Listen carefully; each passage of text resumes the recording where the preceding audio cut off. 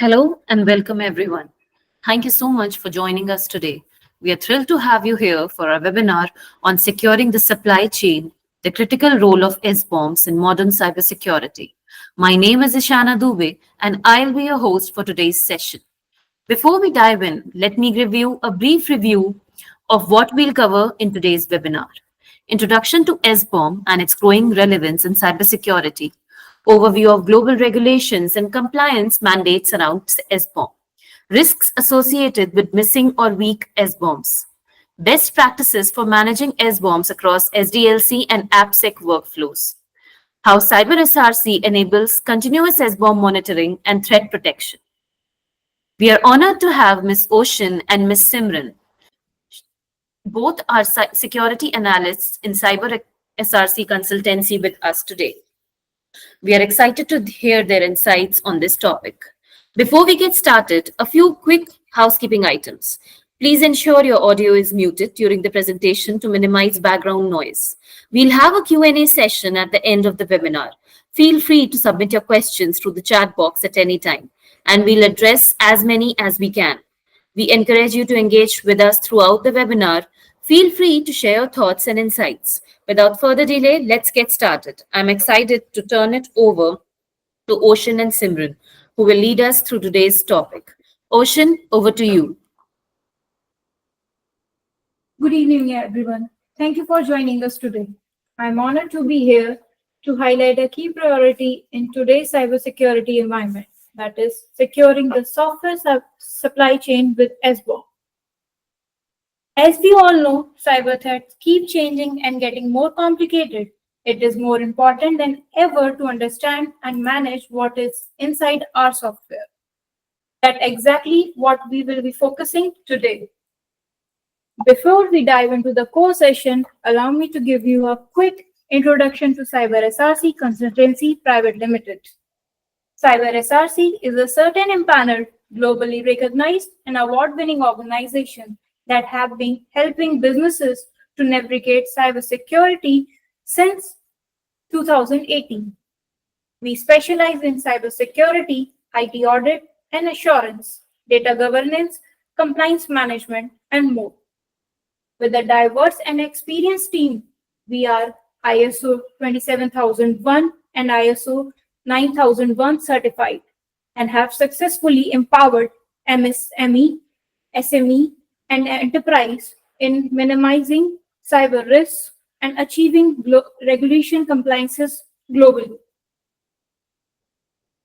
Our mission is to simply cyber and information risk management while enabling equal opportunity and growth across all levels of society. Before we start, let me give you a quick overview of what we'll be covering today. Throughout this session, we will begin by understanding what is SBOM and how it is essential for secure software development. Then we will explore the cyber threat landscape, focusing on the supply chain attack and the visibility SBOMs provide. We will also look on the global regulations, including those from the USA, CERTAINs, and more. Next, we will see how SBOM integrate into a software development lifecycle and DevSecOps pipeline. Then we will discuss the best practices, standard formats, and tools for managing SBOM effectively. We will also walk you through the CyberSRC's approach to SBOM automation and risk tracking. Also, look at a quick sample of the SBOM output and wrap up with the key takeaways and not least QA session. So let's get started with the basics. What exactly is SBOM? SBOM stands for Software Bills of Material. That is a formal machine-readable document that provides a complete list of all the software components, libraries, and dependencies that are being used in developing a software product.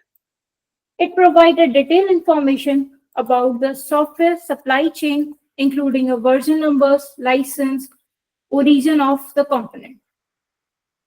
To make it easy to understand, think of it like this, just like a Food label shows what's inside a packed item or a food product like sugar, salt, preservative. Same goes with SBOM. An SBOM shows what's inside a software application, including open source libraries, third-party tools, plugins, and framework. This is an ingredient list, which is important because most of our modern applications are not built entirely from the scratch. In fact, a large portion of any software today comes from an open source and third-party component, which could carry vulnerabilities or licensing risk. Now let's talk about why we need a SBOM and what is the purpose of it. Firstly, SBOM enables transparency as they give a security team and a developer a clear view of what inside their application. Secondly, they allow component tracking. If a vulnerability is found in a component, like we saw with the Forge attack, team can quickly check with the SBOM to know whether they are infected or not. Thirdly, SBOM helps in a faster security response. Instead of scrambling out and figuring out what is vulnerable, SBOM already have a detailed inventory. This saves critical time during incident response, helping us prevent delays in patching it. So, in short, SBOM build clarity, accountability, and security to what's inside our software. They are the foundation for secure software development and responsibility supply chain management. Let's look at the growing relevance of SBOM in cybersecurity. As we move deeper into today's digital world, the importance of SBOM in cybersecurity is growing rapidly. Let's look at the why. Over the last few years, we have seen some of the major supply chain attacks that had a global impact. For example, SolarWinds attack, where the attack inserted malicious code inside the software update process, compromising governments and enterprise network worldwide. There is one more example, Log4j attack, a widely used Java library that had a critical vulnerability exposing thousands of systems to the remote code execution. Cassia attack, a IT management platform that was exposed to spread ransomware through our trusted channels. So, what all these incidents had in common is that the organization didn't know what was inside their software and where the risk was coming from. So, in today's software development environment, over 90% of the application use third-party and open source code. This means the majority of our software is built using components we didn't create it. Even we might not even realize that they are already there unless we keep the track of them. That's where SBOM becomes critical. SBOM helps us see exactly what components are being used in our application, understands their versions, license, known vulnerabilities. Also helps in taking action quickly when something goes wrong, especially during a zero-day vulnerability. Without an SBOM, it's like flying blindly. You don't know what to fix and where to fix. So the relevance of the SBOM today is not just a technical, it is a strategy. It is all about proactive defense instead of reactive damage control, building a resilient software supply chain, creating a culture of transparency and accountability in how we develop and maintain the software. In short, SBOM is a must-having tools for any organization that wants to stay secure, compliant, and in control of its software asset. Let's discuss some of the global regulations and compliances for SBOM. As organizations become more digital, governments around the world are recognizing the needs for transparency in software.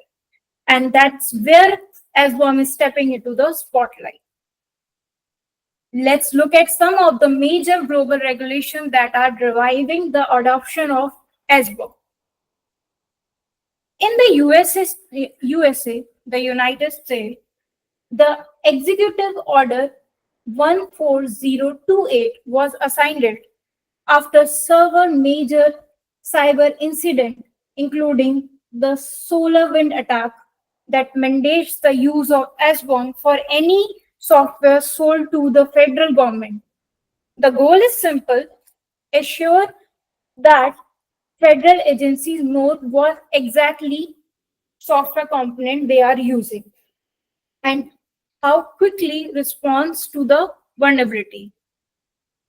In India, CERTIN, which is a national cybersecurity agency, had released a detailed SBOM guidelines. It, it recommends that public sector, government, essential services must include SBOM requirements in the software procurement and the development. This is a major push toward a secure by design practice in Indian ecosystem. Even just 2 days ago, Certain has released version 2.0 of SBOM guidelines, expanding its scope including QBOM, CBOM, AI bomb, and HBOM, which strengthening security across software, cryptography, AI, and hardware supply chain. The NIST guideline, which stands for National Institution of Standard and Technology. These guidelines helps us what an SBOM should include, how it should be constructed, and how it should be maintained throughout the software lifecycle. They provide a technical foundation for standardizing SBOM use across the industry. And in the Europe, the European Union cyber resilience attack is setting stronger expectations for component level transparency in all digital products and softwares. It requires vendors to prove the security of their supply chain, including what third-party components are being used and how risks are managed. All of these points to only single one trend SBOM are no longer an option. They are becoming a global compliance requirement. So whether you are building software, buying it, or integrating it, you need to be ready to generate and share, maintain SBOM to stay compliant, secure, and ahead of regulation. Moving to next, now that we have seen the value of SBOM, let's talk about what can go wrong if we don't have one, or if your SBOM is incomplete or outdated. Firstly, it creates a blind spot in the vulnerability detection. Let's take the Log4j vulnerability as an example. Many organizations has no idea they were even using the vulnerability Log4j library because it was deeply bundled in some third-party component. Without an SBOM, you cannot deduct risks in your own software stack, even if public advisories are released. Secondly, you will face slower incident response and patch cycles.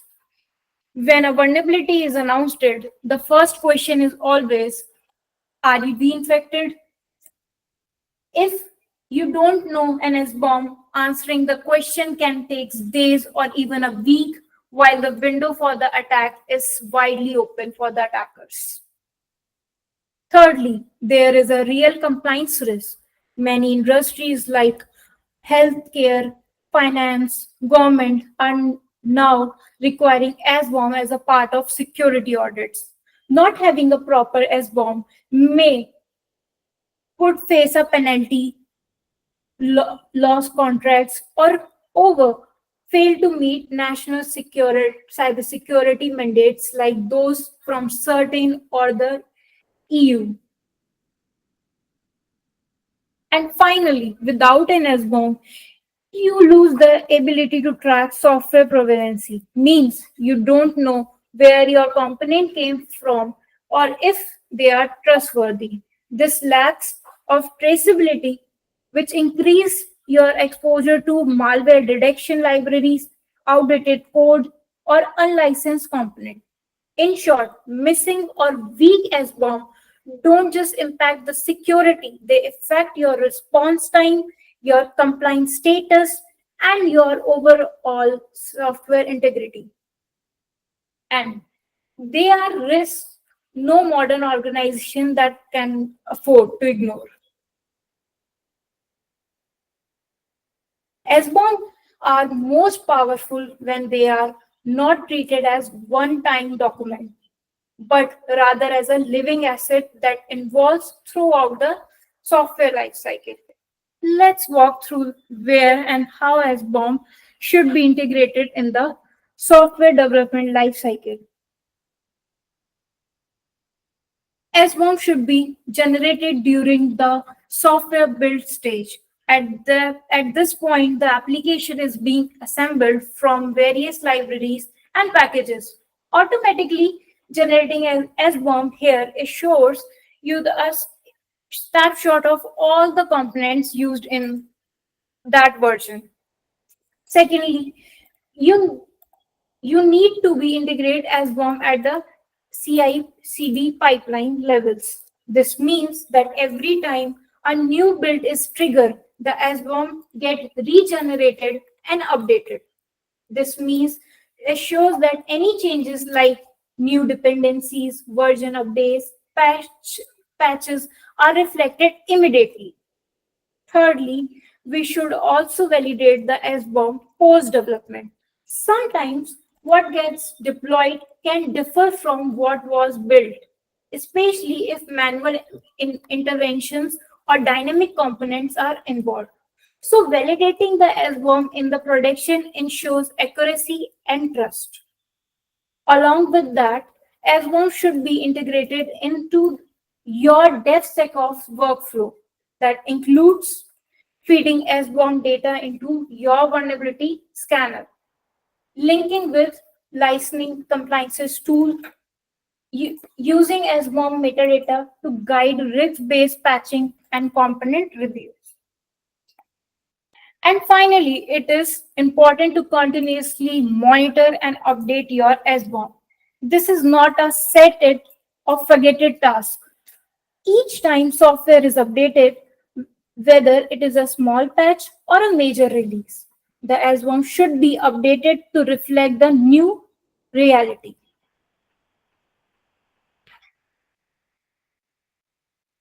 With this, we have seen how a SBOM fits into a software development lifecycle, why they needed to be continuously updated.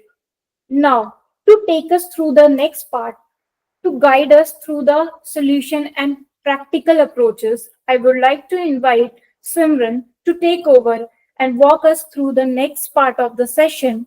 Simran, over to you.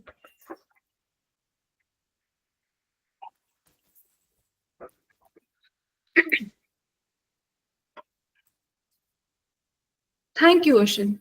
Now that we understand the what and why of SBOMs, let's focus on the how, specifically best practices to manage SBOMs effectively. Implementing SBOMs the right way ensures they are accurate, secure, and actionable across the software lifecycle. First, always adopt standard SBOM formats like SPDX, CycloneDX, and SWID, software indication tags.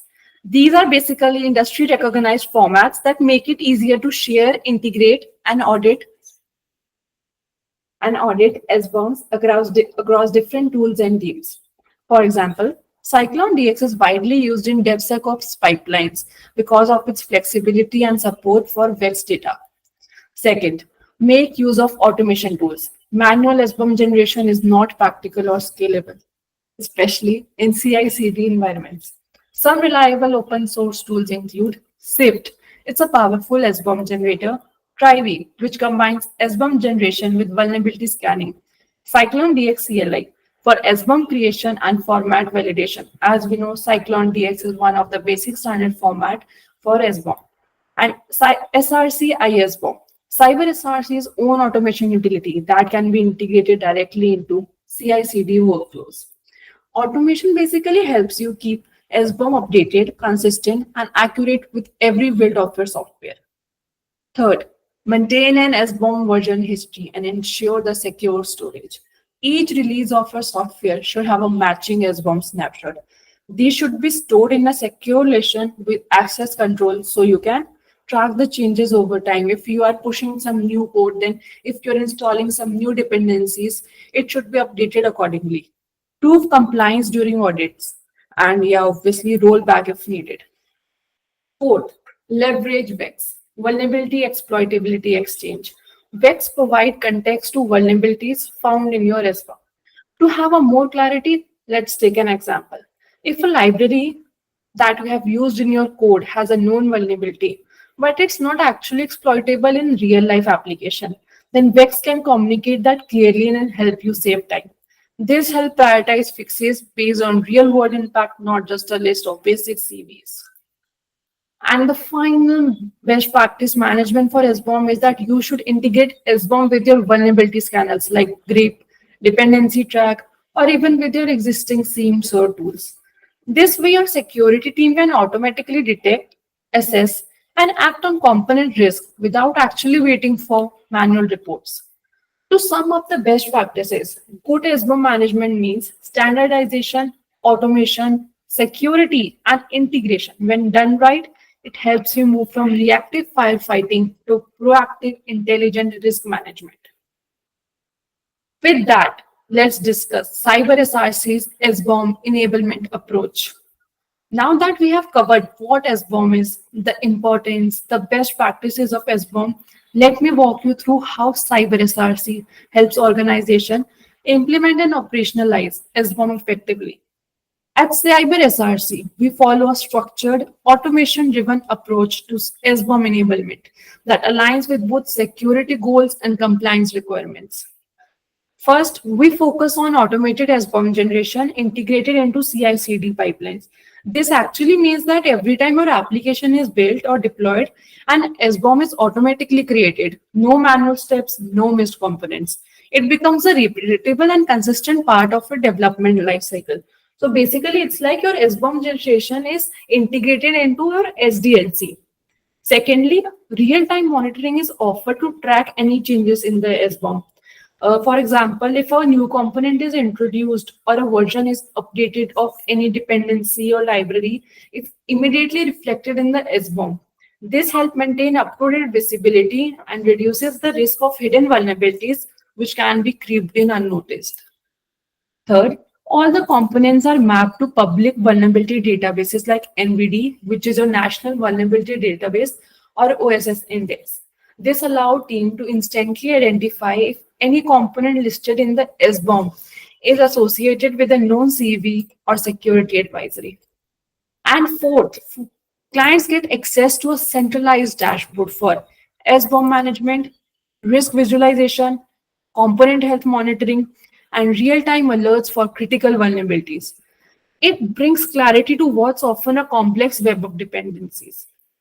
What's the outcome of all of this? Organizations are able to achieve certain and global compliance readiness, faster vulnerability response, reduced operational risk, and improved overall software supply chain and hygiene. In short, we help turn SBOM from a static document into a dynamic and actionable asset for our security and compliance teams. To get a better picture of what an SBOM is or how it is actually applied in real life, let's take a case study to make this more concrete. Let's say we have an application which is running in the production and we have already integrated SBOM generation into our CI/CD pipeline using any tool like safe.gb. So the SBOM output, like the one you see here on the screen, is in Cyclone DX format, which is listing all the components used, their version, and associated metadata. Now imagine this timeline. So your first step is SBOM generation. So as it is automated, the SBOM is automatically generated at the build time. Like whenever you build your product or software, it is automatically generated. It lists all the third-party components, including a third-party components. For example, there is a popular logging library, Apache Log4j, and it also mentions the version that is being used. Then suddenly a zero-day vulnerability, log4 shell is displaced in log4j. Now instead of manually checking thousands of lines of code going to every repository project folder, we can search the SBOM to confirm if log4j is used and exactly which version. And yes, if you are using the vulnerable log4j version, we can actually, the security team can quickly flag it and work with the developers to patch or upgrade to a safe version. Once the patch is applied, a new SBOM is generated, confirming that the vulnerable version has been removed. This version controlled SBOM becomes part of your compliance records and incident response report. So this case study helps you to see that how SBOM reduces your investigation time, enables fast action, and provides audit-ready documentation of the risk and your response. So instead of a chaos during a 0 day, you get control, speed, and confidence. With this, let's wrap up with the key benefits of using SBOM. As we have seen throughout this session, SBOMs are not just technical checkboxes, they deliver real, measurable benefits across the organization.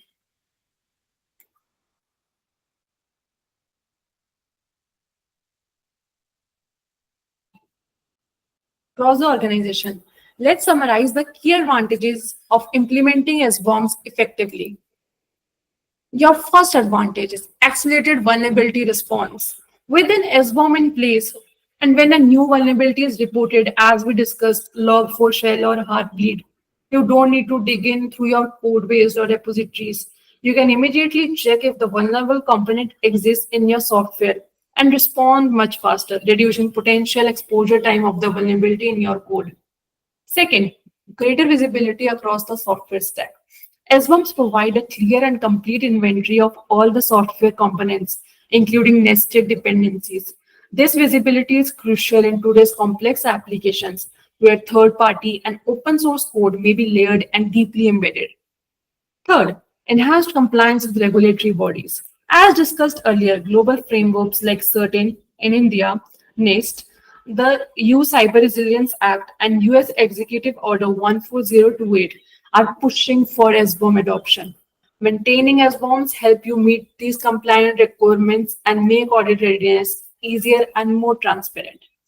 And finally, the most important, stronger customer assurance and supply chain trust. When you share SBOM with the customer or partners, you show that your product is secure, transparent, and well maintained. This builds confidence and trust, especially in sectors like finance, healthcare, or critical infrastructure, where supply chain security is your top priority. In short, SBOMs are a smart investment that supports security, compliance, visibility, and trust. All are the critical pillars of the modern software strategy. So as we come towards the close of today's session, let's quickly recap the key takeaway from everything we have discussed so far. First of all, it's clear that SBOM is now a foundational element of the secure software development. It's no longer optional, it's essential. In a world where software is assembled more than it's written, knowing what's inside is critical to secure it. Secondly, there is a growing and strong regulatory momentum behind SBOM adoption. From CERTAIN in India to NIST and EO 14028 in the US to the European Cyber Resilience Act, governments are making SBOM a compliance requirement, not just a best practice. Third, at Cyber SRC, we offer end-to-end SBOM lifecycle support. From tool selection and SBOM generation to automation, integration, vulnerability mapping, and dashboarding, we help organizations of all sizes build a secure and compliant software supply chain. And finally, the time to act is now. The sooner you implement SBOM, the better your position to reduce cyber risk, respond faster to the threats, and meet compliance expectations. SBOM is not just about security, it's about resilience, reputation, and readiness. Thank you so much for that insightful and engaging presentation, Ocean and Simran. We've covered a lot of valuable information today, and I'm sure everyone has gained a lot from today's presentation. If anyone has any query, please let us know. We are happy to answer them. Q&A skip. Thank you once again for joining us today. We appreciate your time and participation. Have a great day ahead.